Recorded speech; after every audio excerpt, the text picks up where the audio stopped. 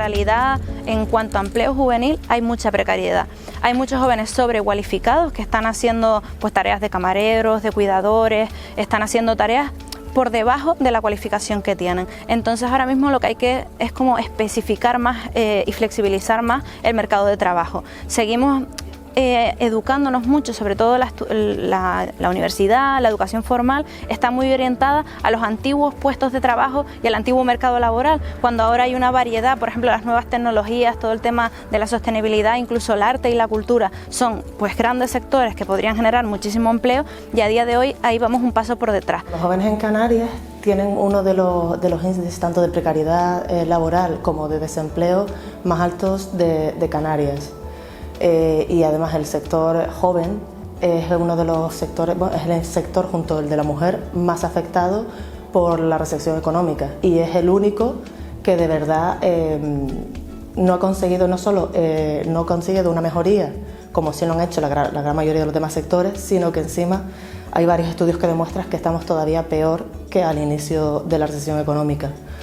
Por lo cual la situación de precariedad a nivel de España es bastante alta, es muy alarmante. También lo corroboran todos los estudios que semestralmente saca el Consejo de la Juventud de España. Tiene un estudio muy interesante sobre el índice de emancipación juvenil, que creo que es un indicativo bastante representante de las tasas de desempleo y las tasas de precariedad laboral. De hecho, creo que el último dato era 17,5 a finales de 2018 de emancipación juvenil en España. Demandan también mucho salarios dignos, obviamente, y que las prácticas pues sean remuneradas, también que la universidad se acerque un poco más a lo que es el mercado real, laboral, y también demandan mucho, pues por ejemplo, prácticas en el trabajo público. Hasta ahora llevábamos también mucho tiempo sin concursos públicos y la administración pues está bastante envejecida y creo que por ahí también tenemos que ir hacia el paso de que haya mucha más gente joven dentro de la administración pública para que la conozcan, para que aprendan de toda esta gente que está a punto de jubilarse, pues que ese conocimiento quede, porque si no también lo vamos a perder, ¿no? Y bueno, aparte de eso, sobre todo demandan recursos. Por ejemplo, para la investigación sigue habiendo muy pocos recursos y para el sector cultural en concreto, para la gente joven, hay muy pocos recursos. Es decir, tienes que abrir, empujar y romper una puerta para poder llegar a ser alguien en Canarias, incluso para poder saltar, ¿no? Y entonces hay una fuga de cerebros muy grande en Canarias, pero después la gente dice, sí, vamos a querer traer a un montón de gente que se ha ido, cuando los de aquí tampoco tienen condiciones dignas, ¿no? Entonces, bueno, el reto está en crear esas condiciones dignas también desde aquí. Yo creo que al sector joven le falta un gran trabajo de empoderamiento, y de conciencia social y política. Ahora mismo cuando hablas directamente con los jóvenes, casi lo único que te reclaman es quiero un trabajo, pero en realidad hay que desgranar de los verdaderos requerimientos que hace falta. Políticas que fomenten en realidad ya no solo la obtención de un trabajo, sino que para el año pasado teníamos una tasa de temporalidad en la juventud del 90%, o sea, excesivamente alarmantes aquí en Canarias. Por lo cual ya no solo nos sirve conseguir un trabajo, nos sirve que esos trabajos sean trabajos reales, válidos y bien considerados, y trabajos que sean no temporales, trabajos fijos.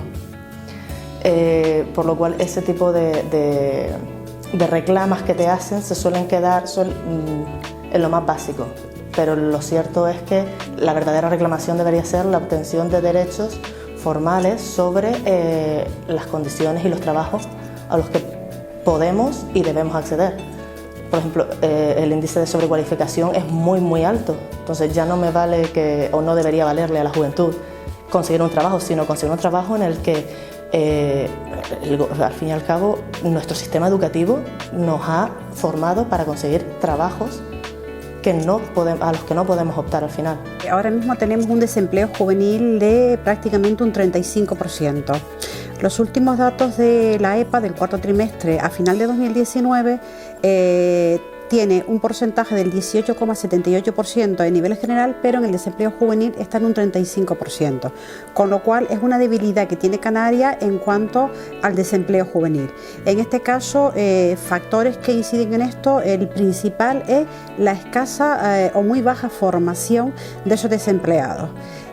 Si hacemos el estudio macro de los desempleados, vemos que en su mayoría, casi en un 87%, estos jóvenes no tienen estudios superiores a una ESO, lo que significa que no tienen una formación ocupacional y por eso tienen una mayor dificultad de acceso al mercado laboral.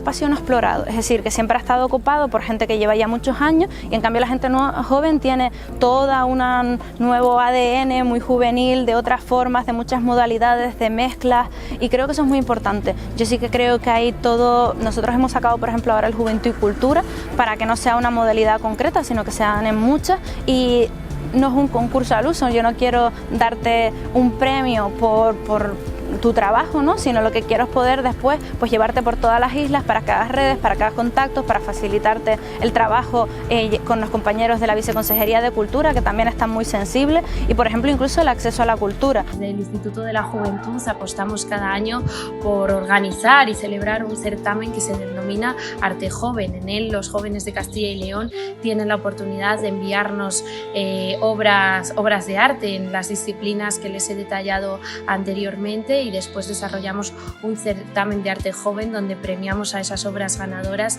y donde esos artistas pueden confluir, pueden establecer sinergias, y la verdad es que sí que potenciamos la cultura con estas actividades que les estoy comentando. Las industrias culturales y creativas ocupan aproximadamente en nuestra comunidad autónoma unas 21.000 personas, agrupadas en 5.400 empresas, y supone aproximadamente el 2% del PIB, aproximadamente unos 1.200 millones de euros. Es cierto que en los datos que tenemos tiene una ampliabilidad con algunas cifras interesantes. Por ejemplo, el 80% de los trabajadores en Castilla y León de la cultura trabajan a tiempo completo, o por ejemplo el 42% son titulados universitarios.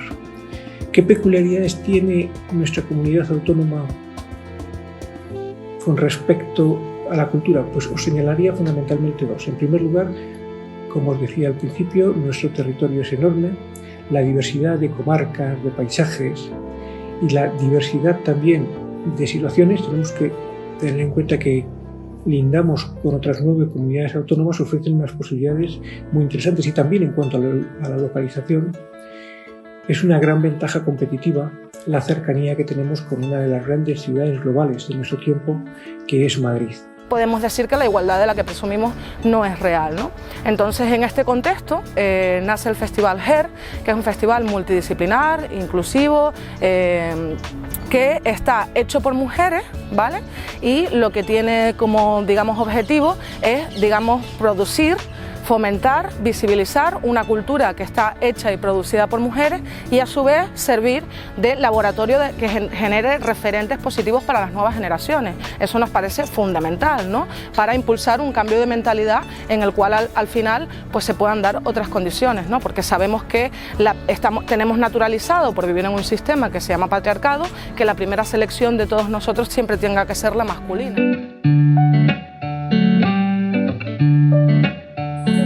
Decidí emprender. Realicé un curso de emprendedores en el cual tuve que diseñar un plan de empresa y aprendí pues, a hacer también un plan de marketing y tal.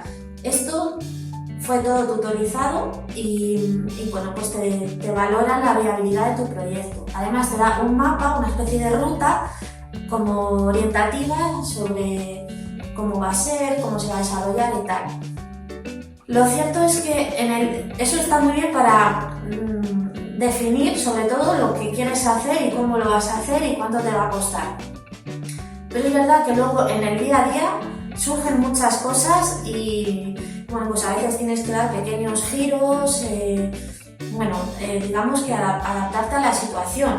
Una labor que no se suele tener en cuenta, que es todo el tema de gestión y labor comercial.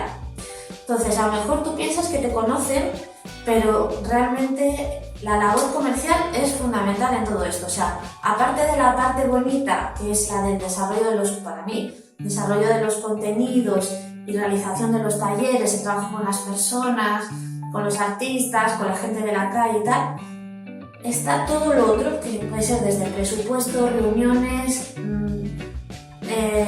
adaptar y formular propuestas, o sea, muchas veces ese trabajo se queda en agua de borrajas y no se llega a hacer, pero bueno, lo tienes ahí, lo adaptas, lo presentas a otro sitio. Toda esa labor de gestión, muchas personas la aprenden sobre la marcha. Entonces, pues por ahí, por ejemplo, yo necesitaría un apoyo. La Comercial es un espacio de trabajo orientado a la creación artística y cultural. Es un estudio compartido en el que se crea, se investiga y se experimenta, tanto de manera individual como de forma colectiva.